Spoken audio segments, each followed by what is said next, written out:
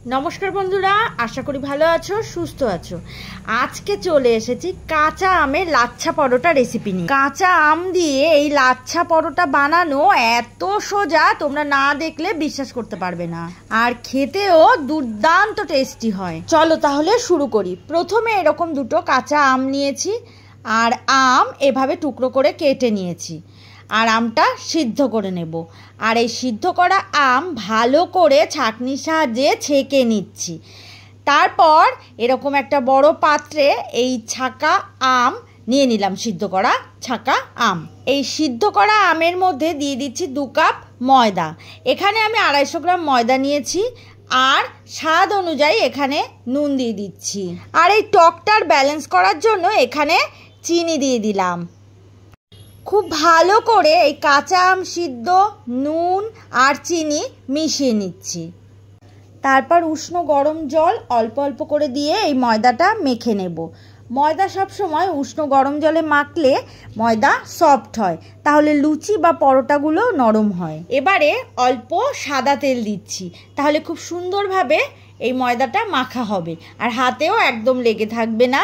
আর যদি সময় কম থাকে তাহলে এই মাখা ময়দা দিয়েই সাথে সাথেই পরোটা তৈরি করে নিতে পারো।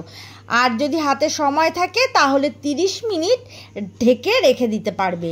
এখন এই ময়দার ডো থেকে লেচি কেটে নেব। এভাবে লেচি কেটে নিয়ে গোল করে নিচ্ছি।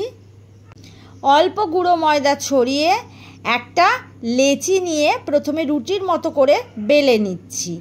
এভাবে একটু বড় করে বেলে নিচ্ছি। তারপর একটা ছুরির সাহায্যে এভাবে কেটে নিচ্ছি। পুরো রুটিটাই এভাবে কেটে নিচ্ছি।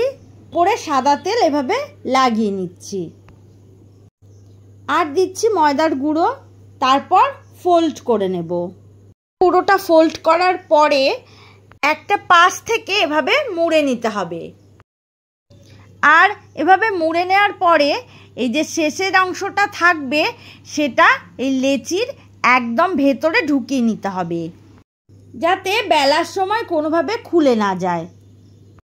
এবারে অল্প গুঁড়ো ময়দা ছড়িয়ে বেলে নিচ্ছি। সবকটা পরোটা এভাবে বেলে নিচ্ছি। চেষ্টা করেছি লাচ্ছা পরোটার একেবারে সহজ পদ্ধতিটা তোমাদের সাথে শেয়ার করার। আশা করি তোমরা এই সহজ পদ্ধতিটা নিশ্চয়ই বুঝতে পেরেছো। তারপর গ্যাসে একটা তাওয়া বসিয়ে দিয়েছি আর গ্যাসের ফ্লেমটা লো টু মিডিয়াম রেখেছি। এবার একটা পরোটা এই তাওয়ার ওপরে দিয়ে দিচ্ছি। আর গ্যাসের ফ্লেমটা কিন্তু হাইতে কখনোই দেবে না, তাহলে পরোটার একদিক পুড়ে যাবে আর ভেতরটা কাঁচা থাকবে। এই পরোটার এক পিঠ সেঁকে নিয়ে অপর পিঠ উল্টে নিচ্ছি। তার উপর ঘি দিয়ে দিচ্ছি আর উল্টে নিয়ে ভেজে নিচ্ছি। এই পদ্ধতিতে সবকটা পরোটা ভেজে নিচ্ছি। এই যে দেখো, সবকটা পরোটা ভেজে নিয়েছি। আর এই পরোটাগুলো কতটা নরম হয়েছে তোমরা দেখতেই পাচ্ছ। এরকম খুলে খুলে আসছে আর এরকম হাতে নিলে দেখো কতটা নরম হয়েছে। আমি কিন্তু এই ময়দা উষ্ণ গরম জল দিয়ে মেখেছি আর ওই যে সিদ্ধ করা আমটা দিয়েছি।